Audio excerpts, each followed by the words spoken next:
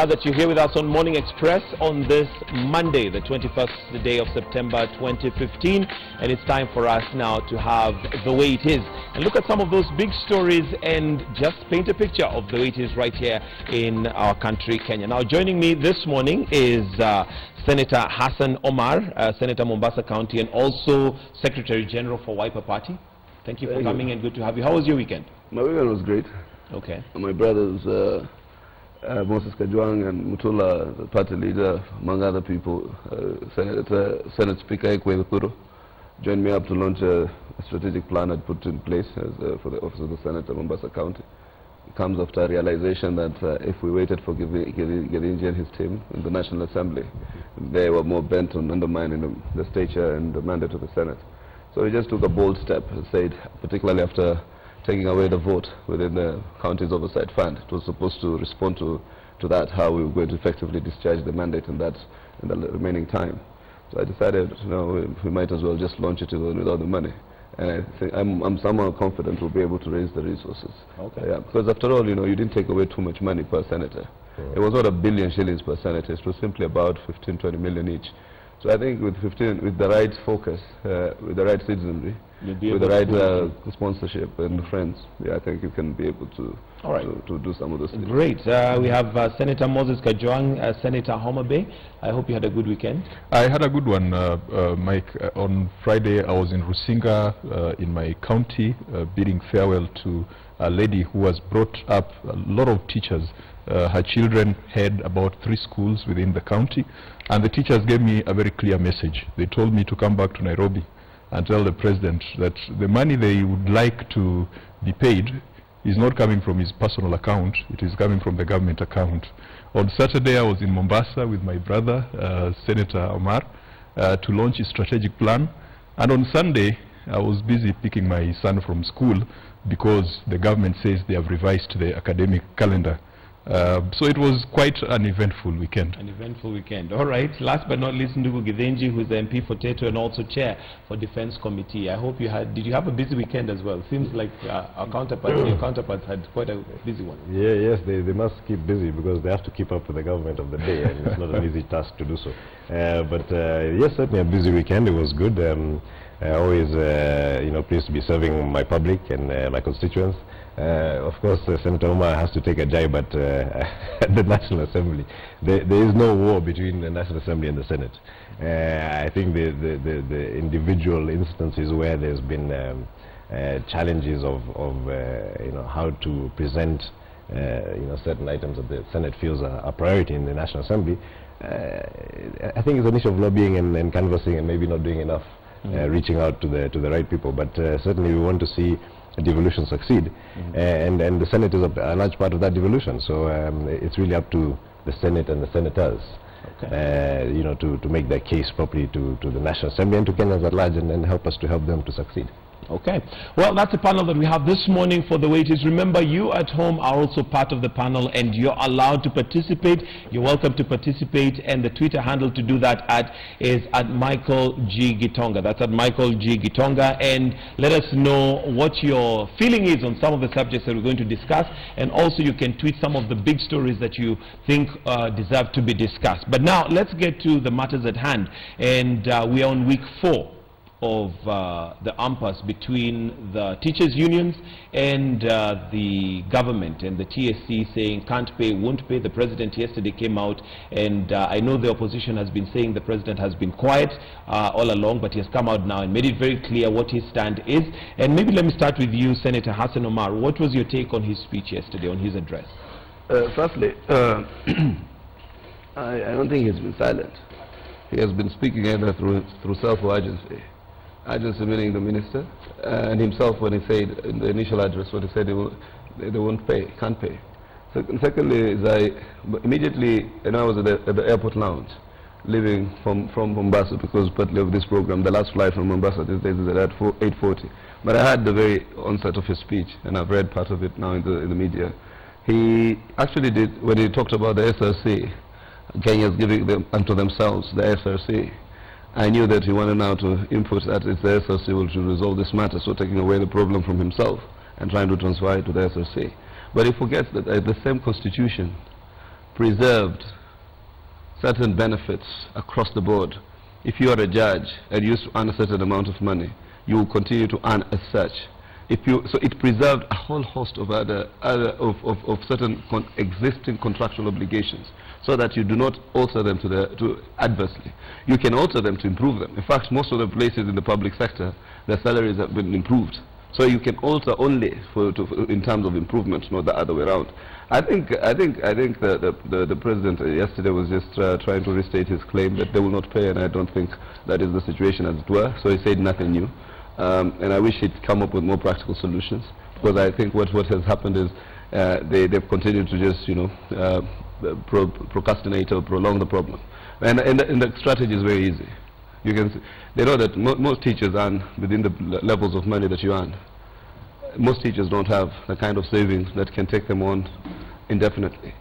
Very soon, after the first month, this is the first month, there will be no pay. There will be no pay in their August salaries. There will be no pay probably this end of September.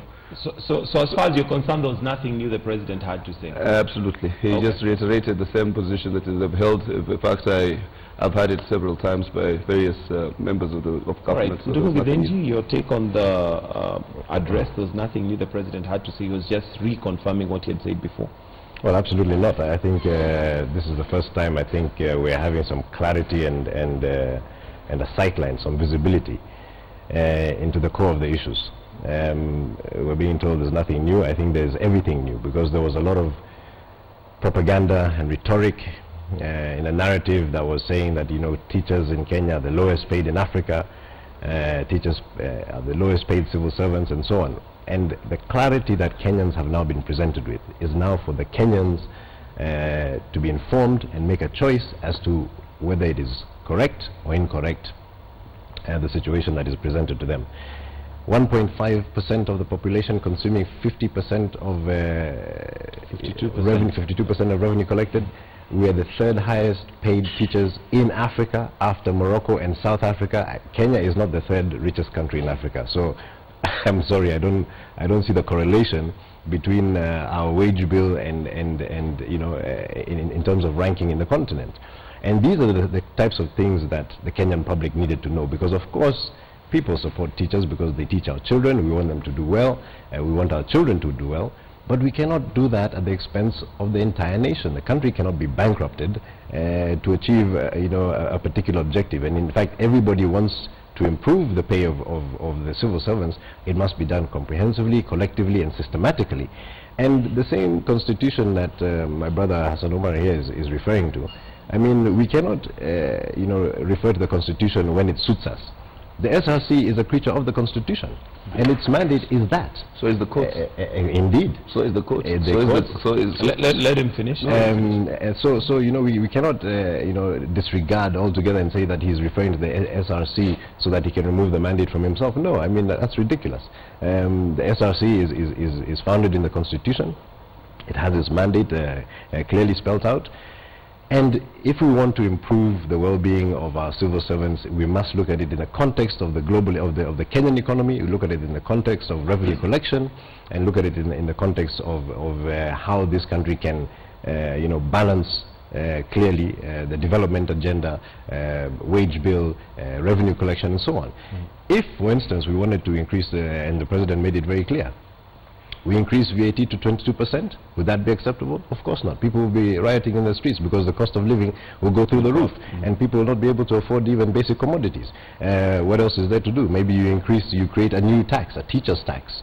Who would accept that? Having in the end of your wage bill, your pay slip, a tax specifically written teacher's tax, so that we can pay more wages to the teachers. These are the challenges that Kenyans were presented with, and now for the first time have understood, not in the context of propaganda and rhetoric, but in the context of bare fact. Okay.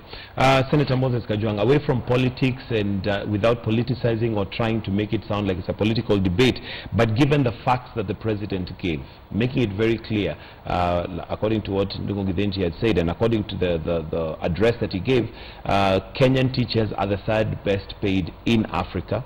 They're the best paid in the region. They're not the worst paid civil servants. Do you still think that they should be given the 50 to 60% increase regardless of the effect that it's going to have on the economy?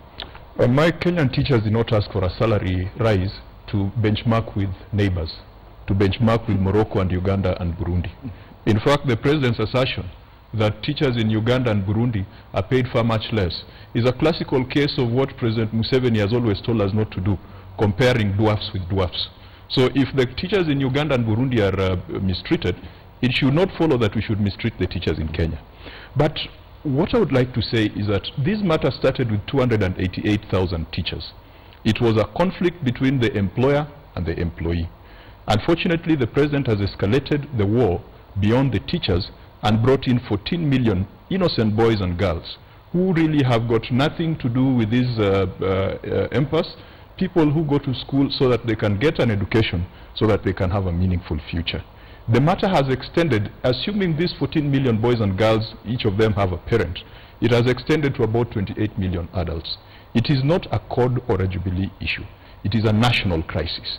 And last evening, when I heard the president was to address the nation, I suspended everything I was doing and was very expectant. In fact, even though I'm in court and we are planning to impeach the president next week, I was hoping that this time round he was going to rise above the usual pedestrian arguments that sometimes come from his political corner, and that he was going to provide a solution.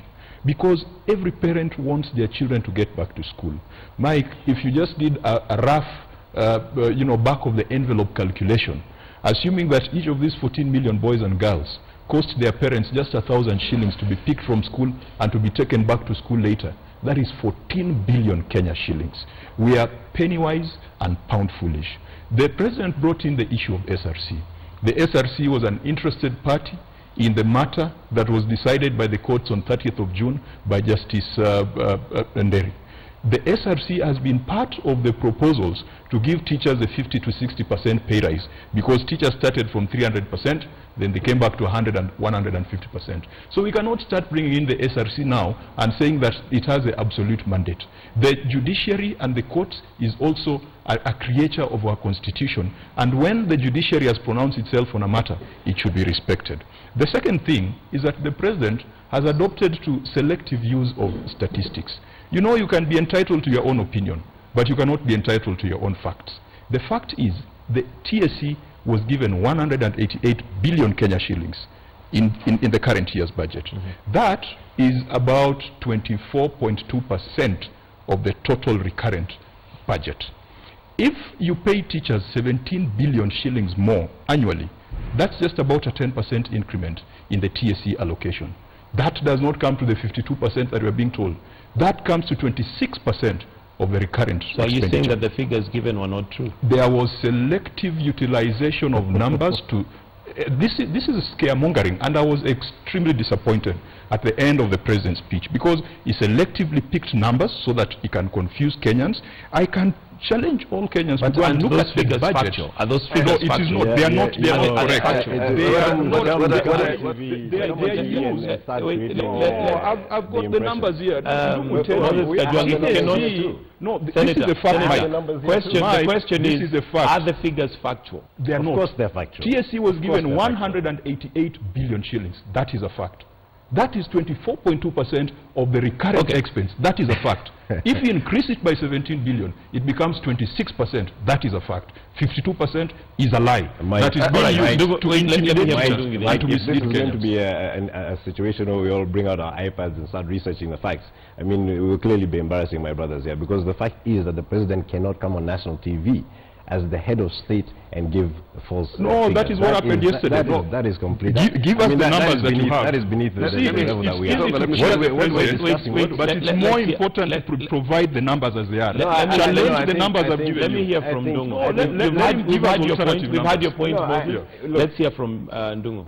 He's going to throw around figures that he's come up with. I don't know where he came up with. Those are facts. I can come up with different figures that are contrary to his. Put them on the table. The fact is this. Put them on the table. That the head of state presented a clear picture of the situation as it pertains today.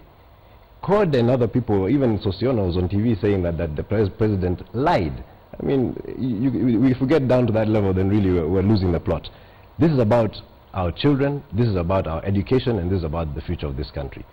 The president is not going to come and give false figures about He did that last He night. did not, and he will did not, that. because that's not the game that we play. If that's your game, that's your game. It's not how Jubilee runs this country. The government even stated very clearly the position that it is fully in support of the education sector. The president outlined a raft of positive measures that the government has undertaken in support of education. Connectivity in schools, 95% of schools are connected with electricity. In the next 2 months, the remaining 5% will be connected. Increase in spending in state schools. There's a whole host of programs that the government has launched and rolled out in support of the education sector. If my brothers want to negate all of that and say the figures are false, that is up to them. Kenyans have heard, Kenyans have seen, Kenyans have learned. All right, Senator Hassan Omar. It's not true that the president has not stood on live TV and said false things. He said it so many times. He has told people... In this particular case? I'm not saying in this particular case. He says that the president has not said false things. He has said false things. He stands to the world and says, the whole world is saying it's Al-Shabaab that attacked on Peketoni. He tried to literally narrow it down to an ethnic issue between his ethnic group and other people. You know, so he has said, and the whole world, even right now, they have been embarrassed on account of that. They have totally been embarrassed about it. So they have been totally embarrassed about it. Number two, let him finish. Let him finish. He will have to run away from the... Let him finish. No, we'll get to security. Senator, you guys do not... Gentlemen, you can only have one at a time. Do not match up with us at all in terms of debate. Trust me, we can talk about Mpeketoni and you will not win. Senator, let's stick to what we're talking about. We'll come to security. These guys try to make everything look tribal. We can talk about everything. Please, why have you not gotten to? Why have you not gotten to those facts? Senator Hassan, let's stick to what we're talking about here. Liars. You know, all of that. Can we, for one, can we please just avoid the problem the with you, politics Michael, and talk also, about the issues? The problem, you're only saying, he's the one heckling. You yes, tell him. I've asked him yeah, to... you tell him. You see, the problem is you're only saying, so you tell him. So that's said and done. The folly of trying to connect on a Noka rally with Mpeketoni, it's just idiotic. Number two, so when you look at connect them, you just did it you look at what is it called? The president come out so many times and lied to this public. It's not the first time. It's not unique. They have made so many blunders. They have misinterpreted this constitution. We've gone to court. The court has affirmed the position been taken by lawyers, taken by civil society, taken by the political opposition. We have quashed laws that have been passed and validated by the president. So abrogation of the constitution, misinterpretation of the constitution, falsities is something they peddle often. I do not believe myself, personally. I'm not a figures man. That raising the pay rise to 17 billion for teachers of essence increases VAT from 16 to 22%. Yeah. That does not make mathematical sense. I do not believe a 17% increase in the wage bill on the overall 1.1 trillion will increase almost an 8 to 10% increment affect the entire in terms of the recurrent expenditure. That even in terms of figures does not make economic sense. Okay. So that's said and done. That does not make any economic sense. Okay, you don't need Michael, how you don't do you need to be a genius. You don't need to be a genius to realize that those figures who did make sense, even as he spoke about them, even as I read about it, it just did not make sense. All right, Senator Michael, let me ask basic mathematical skills. Let me ask this, because you're going against what we've been given as the figures. What's the solution? How do we raise the money? The solution is simple. We've been saying, first and foremost, I will say this over the weekend. There are certain areas of government where you need to probably pull out a billion here, a billion there, a billion there. Which parts of government? Listen, we can cut down even on travels. Let's be honest. We are suggesting this a billion here is sitting in a drawer. Let's hear him out. No, but to suggest that you can pull out. Let me hear him out. All these billions sitting in a drawer somewhere. Let me hear him out. What is that? Is that the logic? Are you done? So that then I can tell. I'm trying to find out where this pulling out is coming from. You just wait and listen, because you know you guys have a problem in understanding issues. That's why you have to be taken like babies. Let him finish. Let's hear the solution. Not only do you have a problem in understanding, you have even a problem in listening. You can't comprehend complex issues. So when we sit down with you and try to explain complex issues, you immediately see you have this very narrow narrative. So I was saying, you see, when you have a crisis of this nature, you now scratch your heads and say, what are the areas that we can cut down? President Moi did it once. You know, it's not rocket science. In fact, we have said it time and again, that we can also bring down some of the costs of travel, even within the parliament as an institution. We spend a couple of billions every year traveling. We can have only priority traveling for the time being until that time when we're able to increase our revenue base. We can look at some of the areas that one can commit a bit of money. And I said also, we must end corruption effectively so that there's not too much wastage in terms of corruption. The money that is lost in corruption can pay teachers monthly for. Okay, but Senator, as much as you say we can pull out money from different sections, we know that it's not as easy as that. It's not you see, at least show that you have attempted so that the teachers can be told, listen, we took some money from here. We took some money from here. So it may not be possible to pay them, but we should show that at least something is there should be demonstrable effort to try and pull out, and raise that budget. I mean, this is classic. I'll come to you, Senator. And I don't want to, tar the entire court with the same brush, because certainly there's some parts are worse than others. Talking about pulling out $1 billion here, pulling out $1 billion there. Where were they during the budget? We passed a budget in the National Assembly. CORD is present. Why didn't they bring these issues out on the floor of the House? Why didn't they raise this particular issue of increasing teachers' salaries during the budget, making process? They are represented in the Budget Committee in the National Assembly. They are represented in every single committee and select committee of the National Assembly. Why are those points and issues not brought up then if it is not politics and rhetoric, which they are masters of? Because they have no other agenda for Kenya. And to obfuscate and try and bring some flowery language about us not being able to grasp, please. I think it's clear who is not able to grasp issues, because they only do it in the public, in the press, in the media, but never on the floor of the House. That is where budgets are made. That is where issues are addressed. And to come in here and canvass it on TV and say that, hey, please. Senator Moses Kajwang, I can see you're shaking your head. Don't forget $1 billion shillings per senator. Don't forget. Such a nice young man sounds ridiculous when he's a sycophant. He was not made to be one. And you can see he's really struggling to keep up with the other sycophants within the Jubilee Brigade. Good luck with that. But let's get back to the facts. There is one thing the president did not tell the nation. What is his view on the decision of the court? The industrial court pronounced itself. The TSC went to the Supreme Court to try its luck. They were told Supreme Court has got no jurisdiction, go back. There's an issue in the Court of Appeal, which judgment will be delivered on 22nd of September. Assuming the Court of Appeal upholds the decision of the industrial court, is the president still going to say, can't pay, won't pay? What is it telling? No, let me finish. What message is it passing to the nation? Why are you preempting? Even before 22nd of September, the Court of Appeal stayed the execution of payment of arrears. The Court of Appeal did not stay the execution of payment of salary increments. That means that for the month that teachers are supposed to be paid, that payment should reflect a 50 to 60% increment. The president has not told this nation what his philosophy and what his thoughts are with regard to respect for the rule of law and with regard to respect for the judiciary. The second point on where the money will come from. Mike, TSC was given 188 billion, and that's a fact. And if you dismiss these things, just present the numbers. Sycophants are the ones who just pluck things from the air. 188 billion. First of all, the expenditure of TSC as a commission has grown significantly in the last 5 years.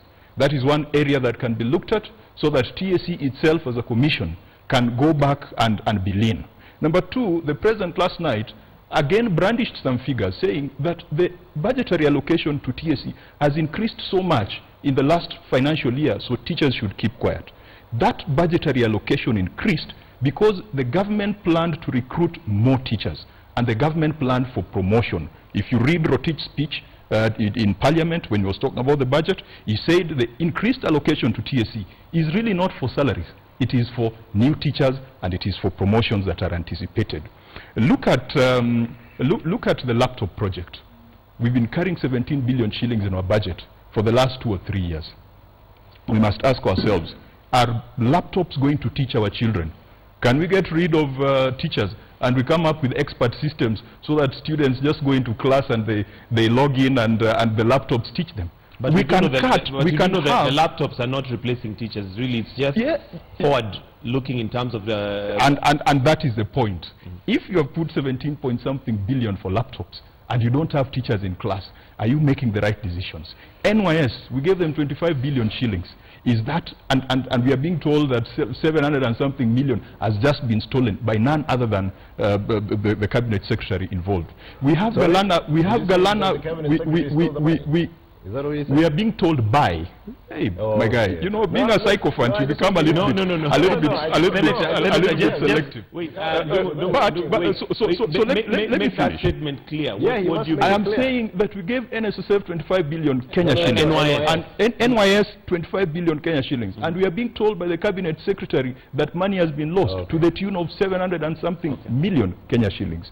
Just the other day there was supposed to be a NEPAD meeting in this country. A lot of money was spent, and I want to believe that we spent close to 1 billion Kenya shillings to do publicity, event management, organization. No one showed up. Nothing happened. There's a lot of wastage in government. There's a lot we can see in terms of corruption. We are putting 6 billion shillings for AMISON and peacekeeping. 1,100 soldiers have already died in Somalia. So you wonder whether we've got our priorities right. All right, thank you, we Senator. can raise this money without increasing VAT to 22%. All right, and Ndugu Githinji, some of those points and factors mentioned regarding where the money can come from in terms of reducing on some of the payments to NYS, the money that is being stolen, the what do you call it, corruption, reducing on corruption.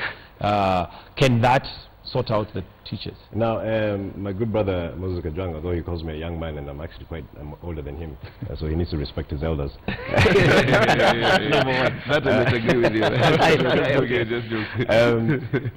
But the point is this: when the budget is done at the beginning of the budgeting cycle, the financial calendar of the government, programs are allocated. In fact, even before the budget making cycle, there's a policy. Budget policy making cycle where government decides what the policies are for that year, and then once the policies are agreed on, programs are defined which meet those policy objectives, and then those programs are funded. So every ministry has a program that is measured, it is oversighted by the National Assembly, it is tracked in terms of performance, in terms of its spending, and in terms of its outputs, and that's what the budget process making cycle is about. Now, once that is done, the issue of reallocation of funds from particular programs in particular ministries, it has to go back to cabinet. In fact, it even possibly needs to come back to the National Assembly, because every minister and every accounting officer will be challenged by oversight committees on misappropriation of funds applied for a particular budget. And diverted. Exactly. So, for us to come on this couch and start suggesting that this is how we're going to fund additional monies for teachers is dishonest, and is in fact, as leaders and elected members of Parliament, it means that clearly some of us don't understand our function and are misleading the public. So it must be clear that reallocation of funds is not a matter of pulling out money, billions, one or 2 billions from drawers. That doesn't happen. Certainly there must be attempts to clamp down on leakage, misappropriation and corruption, which indeed the government has committed to. In fact, the President himself in the National Assembly raised the alarm, interdicted several of his own cabinet, and have had several ministers and public officials investigated by the EACC, and prosecutions files have been forwarded to the DPP. So action is being taken. Okay. So could I clarify something? Now I want us to move on to something else. Senator Hassan Omar, very briefly. Maybe I might want to clarify on the basis that these are just proposals we're giving. We are very conscious that these proposals first have to start from the table, and then you now put in the process to ensure that you legitimize or legalize the process. We're not saying just go and pay overnight. And talking about the budget policy statement, and then finally the national budget national budget proposals, and what was the final approved. The budget policy statement only had allocated the NYS, and I have it to date, 5 billion shillings. How it skyrocketed from 5 billion to 25 billion. So and then when you talk about the National Assembly, it's like you live in another world. The National Assembly is you guys, Jubilee. So don't forget that. You come with unconstitutional laws and see them through. You can come with anything and see it through. You make it appear like there's a National Assembly you make it appear like there's a different National Assembly. Yeah, there are unconstitutional laws. Yes, absolutely. And then the court even suspended the operation and are there unconstitutional laws that have been passed? Yes. the Security Laws Amendment Bill, Act. In fact, the court suspended about, is it 8 to 9 sections? 8. The 8 to 9, it's the same thing. 8 sections. Then the same court again, now sitting in as a 3-judge bench, also now quashed them. So I think the process is at the appeal level. So that's said and done. That's the kind of National Assembly we have, courtesy of people like Gedinji. All right. let me clarify something on this budget process, because Ndungu has been accusing us of not playing a role. The new constitution, the Public Finance Management Act, has changed the manner in which budgets are done. The Treasury originates a budget through a budget policy statement, takes it to Cabinet for Cabinet approval. From there, the Treasury brings it to Parliament, and Parliament means National Assembly and Senate, by, I think, the 15th of February. In fact, the date is put in law. By 15th of February. I remember it because it's my wife's birthday. 15th of February. A day after Valentine. A day after Valentine. Parliament has, I think, just 9 days to consider that budget policy statement and take it back. But remember, the guys with the final say, the guys with the budget committee that make sense, the guys involved in appropriations, are my brothers in the National Assembly. Now, the reason why the government or Treasury or Cabinet did not think of making a contingent liability, because that is what organized companies do. When you've got a matter in court that you anticipate might go either way, whether it will be in your favor or not in your favor, you provide for it through something called a contingent liability. The other rumor that has been brandished around, that the government cannot spend a single cent outside the budget without coming to Parliament, that is a lie. The government is allowed to spend up to a certain percentage, provided that within a certain duration they come to Parliament and validate that expenditure. The question would be the sustainability. How sustainable is it if that is going to be the solution to that has happened? But let's move away from the teachers. But that has always happened. Michael, it is not the first time that it is going to happen. But the issue is the sustainability. If it was just a matter of getting 17 billion and paying, that would happen. But the sustainability, and Mike, also looking at... It is not 17 billion. For this month, it is 1.3 billion. Spend 1.3 billion, go to Parliament, and justify that. And if on 22nd of September the Court of Appeal says that payment should be quashed, then that is the end of the story. Contingent liabilities. I mean, look, if government was to provide contingent liabilities for every suit that is in court, it would be bankrupt. I mean, we have to run the country. This country is by no means the richest country in the world, and we have to cut the suit to fit the cloth. So, I mean, talking about contingent liabilities, if you go to the High Courts or the State Law Office and you peruse all the files in which government has been sued, and in many cases, even from the 60s and 70s, judgment has been entered and awards issued. What kind of contingent liability would you be providing for? I mean, that is completely up in the air. And but this is typical of court rationale, knee-jerk reaction, short-termism, with no long-term view of the national agenda. I mean, this is just reactionism. And all right, let's move on to something else. And Senator Hassan Omar, one of the things that the opposition has said is that they're going to move a motion to impeach the president. Yes. And do you find, or do you think that this is valid, number one? And number two, does it meet the threshold of actually impeaching the president? Yeah, breach of the Constitution. Meets the threshold of impeachment. So you'll have an opportunity in the National Assembly to debate it and discuss it. Yeah, because you see, what happens is I don't expect you to vote for the motion. In fact, when we factored it in, we knew that you will not vote for it. So this is a very obvious thing. But you see, what happens is to make that narrative. You see, what happens with the day when that motion will be brought on board, Kenyans will be listening to the debate. Kenyans, whether there is a tyranny of numbers or tyranny of, whatever tyranny they are there, intellect is on our side. I cannot, there is nothing that manifests intellect on your side. Nothing. Let him finish. Yeah, there's nothing that manifests. I didn't realize Gideon is such a heckler. I used to think, because he has interrupted everybody every other time he's spoken. So I think intellect is a preserve of the Code Coalition so far. Demonstrably, in terms of even public conduct. Okay, to the point. So what will happen is we will prosecute this matter, and I think what they're doing is through Mbadi and his leadership, they are trying to now collect, to put together the kinds of transgressions that we are talking about, And therefore Kenyans will be able to make judgments. And I think I will insist personally that there are other breaches that need to be considered of the Constitution, possibly, including, you remember when you were not there then, when we tasked your late brother to chair a committee of the Senate that was to propose proposals. And then we went to court for advisory opinion. The president signed into law an unconstitutional bill, which became law at that time. So I think there are so many grounds of impeachment of the presidency, to the point where I'm happy that we will hear the counter debate. So we will not preempt the substance of it. I've seen part of the substance being generated, and it will be for Githinji and his team to make. Githinji, on the opposition's position to impeach the president. Frankly, it's laughable. It's just part of the their agenda to maintain or gain relevance, because presently the coalition has none, because they have no agenda for the country. It is a gimmick to try and improve their popularity and visibility.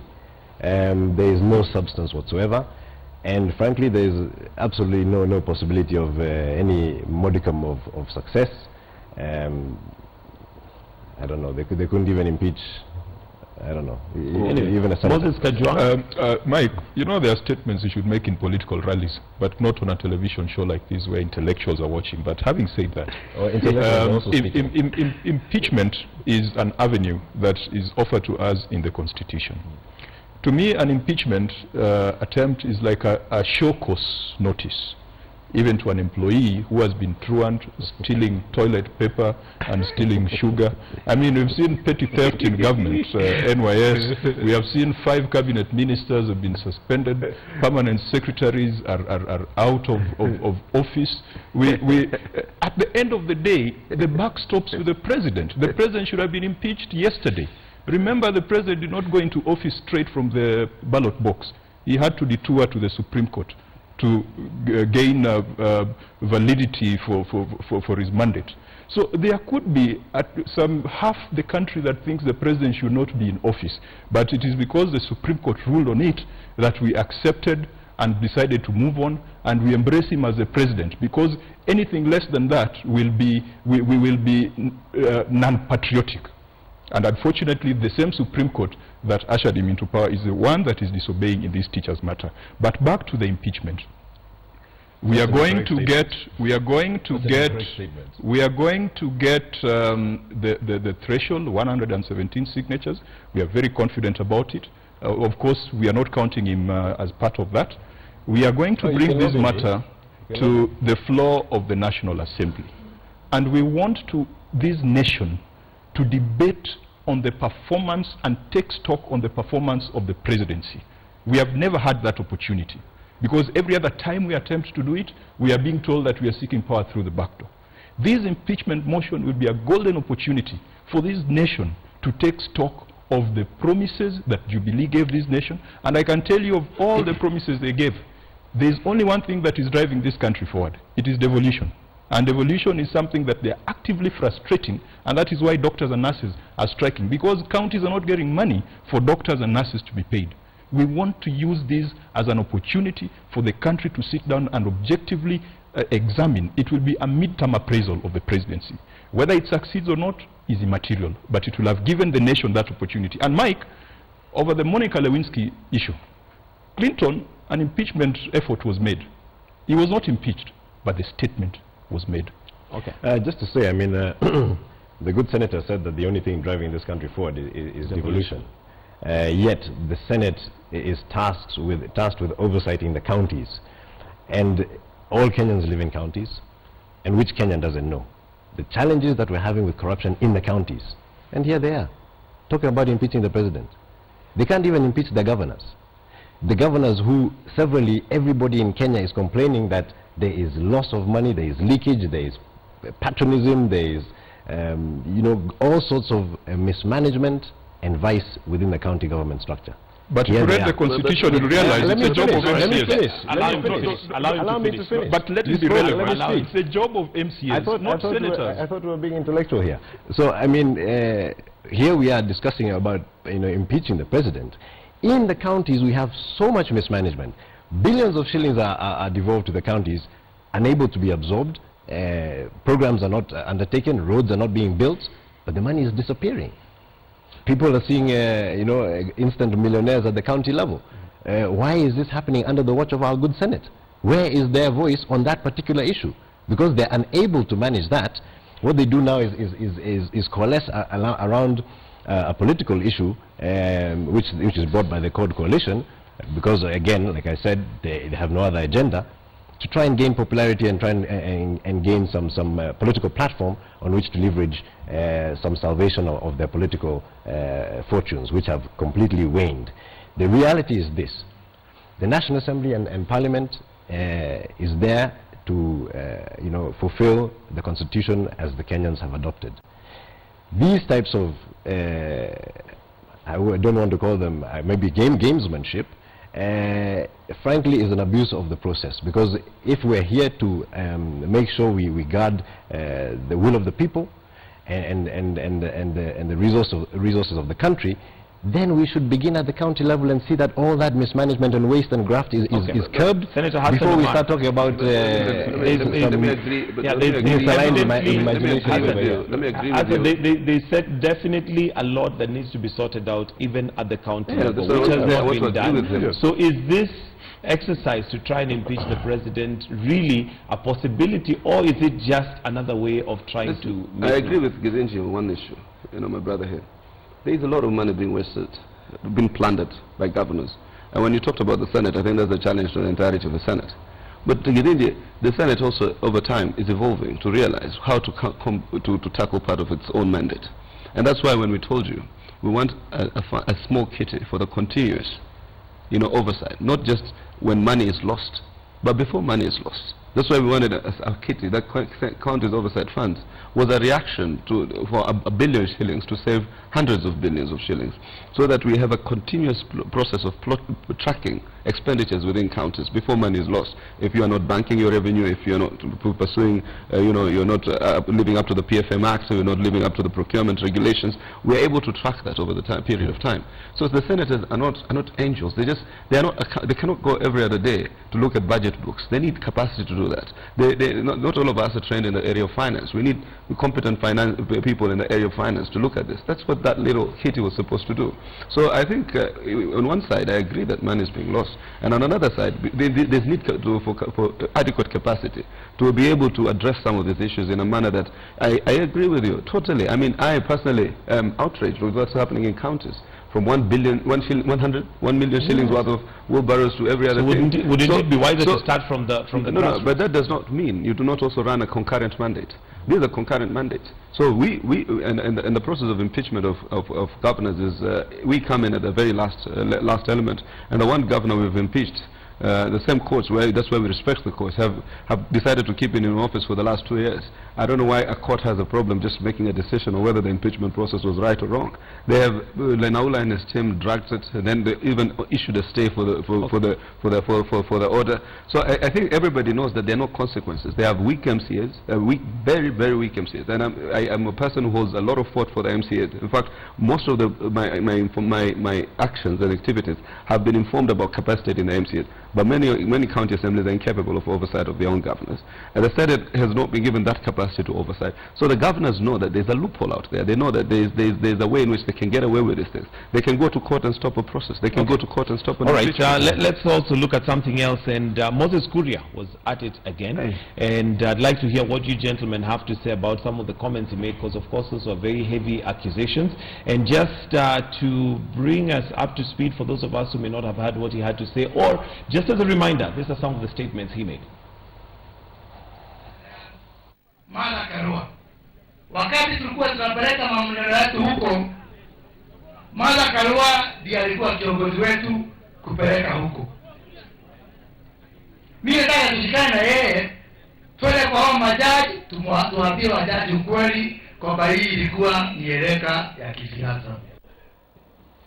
All right, gentlemen. Moses Kajwang, let me start with you. Hii ilikuwa ni miereka. What are your comments? You know, my namesake, I really don't want to give intellectual validity to his statements and his brand. Can you do that? By discussing him, but he must know that he might find himself locked up. He might find summons issued against him by the ICC, because he's just admitting that he coached and he lied and he took deliberate efforts to mislead not just the nation but the world. I think it's extremely reckless. I would advise him to seek counsel from his lawyer so that he can be guided on what he needs to say and what he should not say. The ICC matter, because that's what we've come to. And before I just delve into it, let me just dispel something here. 85% of revenues remain at the national government level, oversighted by the National Assembly. 15% goes to the counties, oversighted by the Senate. The Senate has attempted to impeach Wambora. Has the National Assembly attempted to impeach or take action against anybody named in the PAC reports? Coming back to ICC, you know, now the chicken are coming home to roost. The election of Jubilee was predicated on the shared agony that the two principals had, and that was the fear that they would be locked up in a foreign jail. And their constituents responded very well. No one wants their son to be locked up far away. You'd rather be locked up somewhere where we can bring you Sukuma Wiki and Buffalo, not in a foreign court. When the president got off the hook, the government has lost all the appetite and all the urge it had at the beginning of the Jubilee term. The issue of William Ruto now is being seen as a code thing. That's why Kuria is saying that it is, I think there are some newspapers that even brought in the name of Raila and Martha Karua. Kuria mentioned him. Yes, Raila and Martha Karua and other miscellaneous persons. They are now trying to wash their hands off William Ruto, saying that William Ruto, as we didn't put you there, it was Raila and other people. Okay. Ruto himself, let me finish this. Ruto himself and his handlers made it very clear that the people who fixed him are the people in State House. And he mentioned names. He mentioned names. The person I'm going to believe in this matter is Ruto himself, not Moses Kuria. All right, thank you. Well, I mean, that's propaganda par excellence, as we expect from CORD. But who doesn't know in Kenya? One, that the ICC is a political court and has been, prosecuted in a political manner. The cases against the president and the deputy president. Who doesn't know that witnesses were procured, coached, coerced, bribed, threatened, even by people or agencies of the OTP? This is in the public domain. Who doesn't know that the court requires some major statement to maintain validity in the face of the world?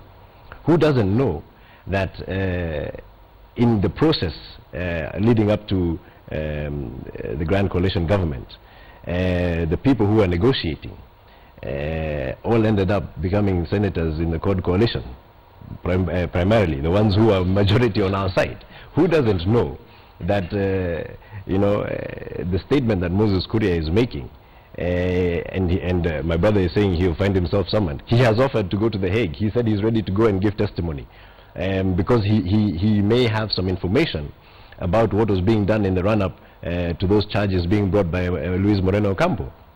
Who doesn't know that the commission of inquiry that was commissioned by the president then, Mheshimiwa Mwai Kibaki, required that a report, full report, must be submitted to the president for submission to the National Assembly?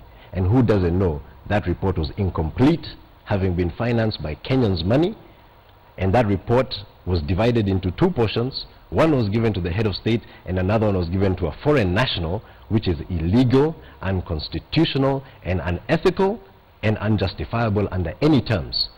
And this was the basis of this fabrication that we now know as these ICC cases against William Ruto. All right, you've made your point. Senator Hassan Omar, your comments on Kuria's. If you have all those issues. And who doesn't know? There are theaters that you can canvass them. There are theaters that you can canvass them. I've been, in fact, some of us have waited for some of our names about political platforms to come up in the ICC itself, because that's where you canvass these matters. Those people who realized that the ICC was not a political court and decided to pursue their defenses are now at home. General Ali, he was quiet, he did his thing, he's out. Henry Koske, he was quiet, he did his thing, he's out. mudawara. You know, so I think what happens sometimes it is important, and I can tell this to the Deputy President for free. Gadinji is not necessarily crying for you. He's crying for your votes. So what you need to do is to prosecute this matter. It is finally an individual matter. And I want also to, in fact, the person I will prevail upon most soberly is Murkomen, because I think he's made some of the most, I did not like the statements that, Murkomen is a personal friend, but the statements he's made, like Kalenjin is on trial, court should state its position. Court is not on trial, neither is Kalenjin. It's an individual. But what I came through all that route to just tell, if Moses Kuria has presented himself as a defense witness, and he has credible evidence, then finally the case is looking up for Honorable William Ruto. So I think he should present himself within the jurisdiction, within the manner provided in law. But I want to just make one statement. Why all these diversionary tactics? Obama, that man, you know, after he actually removed the momentum. You know, this, when Obama came and appeared to validate, which I believe to a certain extent he did appear to validate the Jubilee regime, and said there's a validly elected, legitimate government and all that.